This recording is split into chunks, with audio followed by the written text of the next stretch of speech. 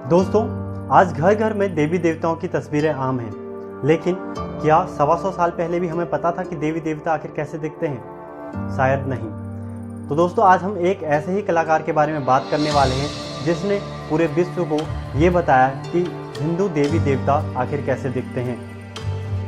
ये वही चित्रकार हैं जिनकी कल्पना शक्ति के बलबूते हम जान सके कि आखिर देवी देवता किस तरीके के दिखते थे। उस दौर में देवी देवता की जगह सिर्फ मंदिरों में होती थी और जात पात के भेदभाव के कारण कई लोगों को उनके दर्शन तक सुलभ नहीं हो पाते थे। राजा रवि वर्मा का जन्म 29 अप्रैल 1848 में केरल के किलिमनूर में हुआ था। तो दोस्तों, आइए जानते हैं इनकी टॉप 10 पेंटिंग्स के बारे में।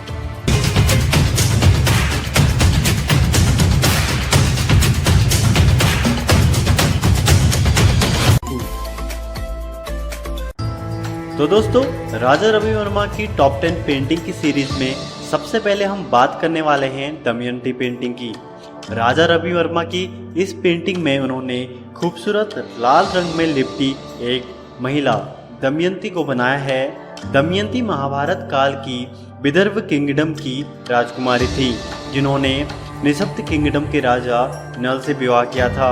इस पेंटिंग में दमयंती राजा नल के बारे में हंस से बात करते हुए दिख रही है।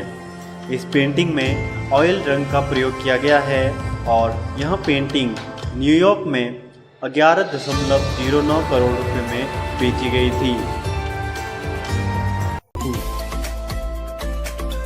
राजा रवि वर्मा की अगली पेंटिंग है शाकुंतला।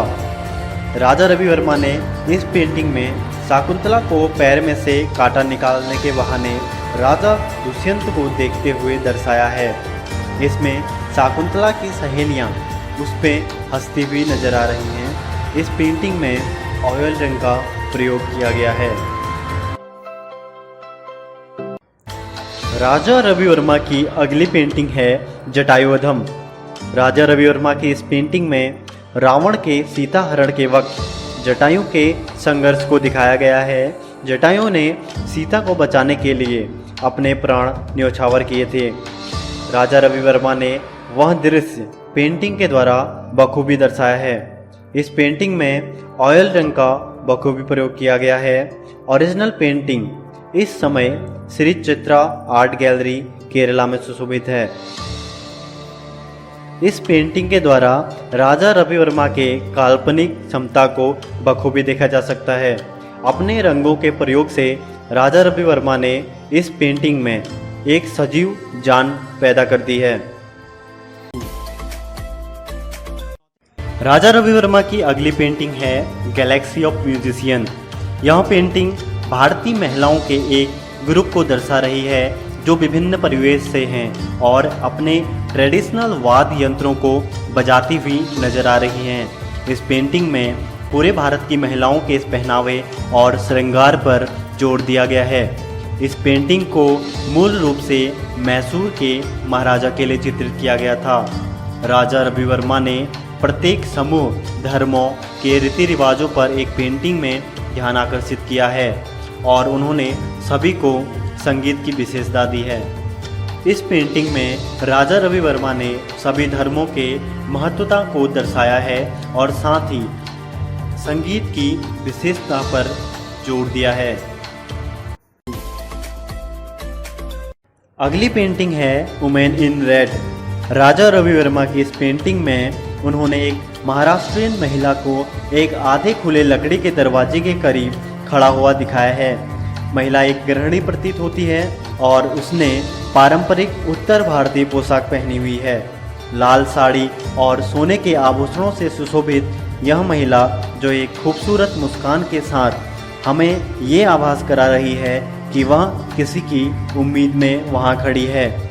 इतिहासकारों का सुझाव है कि यह खूबसूरत पेंटिंग 1890 के आसपास बनाई गई थी, जब राजा रवि वर्मा बॉम्बे में रह रहे थे।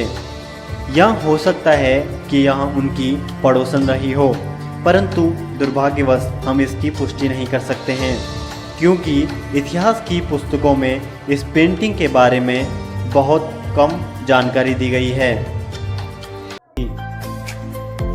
राजा रवि वर्मा की अगली पेंटिंग है सीता भूमि प्रवेश। यह चित्र हिंदू महाकाव्य रामायण के सबसे दुखद दृश्य का चित्रण करता है। यह उस क्षण को दर्शाता है जब सीता माँ धरती की गोद में प्रवेश करती है। आप बखूबी पेंटिंग में देख सकते हैं, एक तरफ सीता माँ धरती में प्रवेश करती हुई दिखाई गई हैं और वहीं समीप उनके बेटे लव, कुश और पति राम और ऋषि सदमे में इस दृश्य को देख रहे हैं। जिस कुशलता से राजा रवि वर्मा ने इस दृश्य को एक सजीव स्वरूप दिया है, उससे आपके आंखों में आंसू आ सकते हैं। यह पेंटिंग ऑयल कलर से कैनवस पर उकेरी गई है।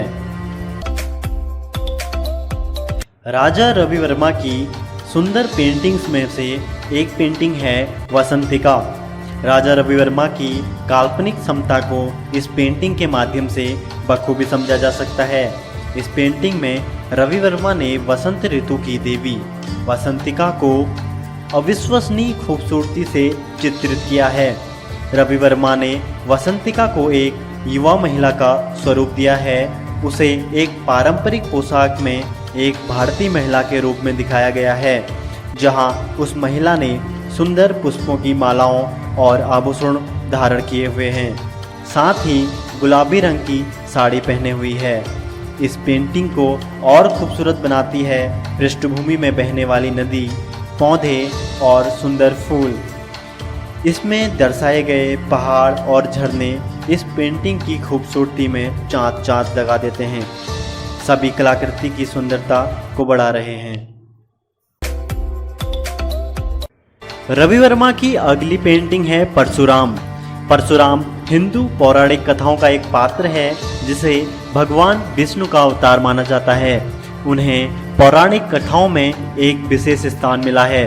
वह अक्सर एक कुल्हाड़ी को पकड़े हुए 2 हाथों वाले मानव के रूप में चित्रित हैं, जहां कुल्हाड़ी उनका मुख्य हथियार है जो सभी बुराइयों को हराने के लिए इस्तेमाल किया जाता है। इस पेंटिंग में परशुराम पहाड़ों के बीच एक चट्टान पर बैठे नजर आ रहे हैं।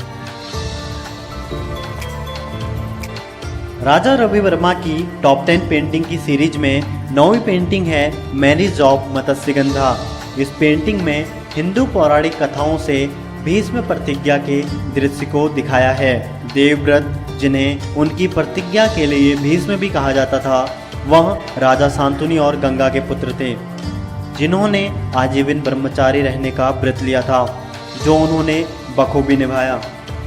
शांतनु एक मछुआरे की पुत्री पर आकर्षित हो गए थे, परंतु मछुआरा चाहता था कि उनकी पुत्री का ही पुत्र अगला राजा बनना चाहिए। इसी कथन के लिए भीष्म ने यह प्रतिज्ञा ली कि वह आजीवन ब्रह्मचारी रहेंगे। राजा रवि वर्मा ने इस चित्रण को काफ़ी बखूबी पेंटिंग के थ्रू दर्शाया है। आखिरी पेंटिंग है यंग केरला ब्यूटी। राजा रवि वर्मा का एक और सुंदर चित्र, जिसमें उन्होंने एक पारंपरिक केरला पोशाक पहनी हुई एक खूबसूरत युवा महिला की ओर हमारा ध्यान आकर्षित किया है, जो पारंपरिक आभूषणों के साथ केरला साड़ी पहने नजर आ रही हैं।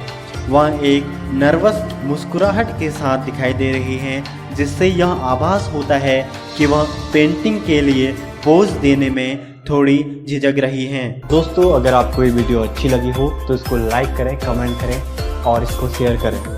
और अगर आप हमारे चैनल पर नए हैं तो इसको सब्सक्राइब करना ना भूलें।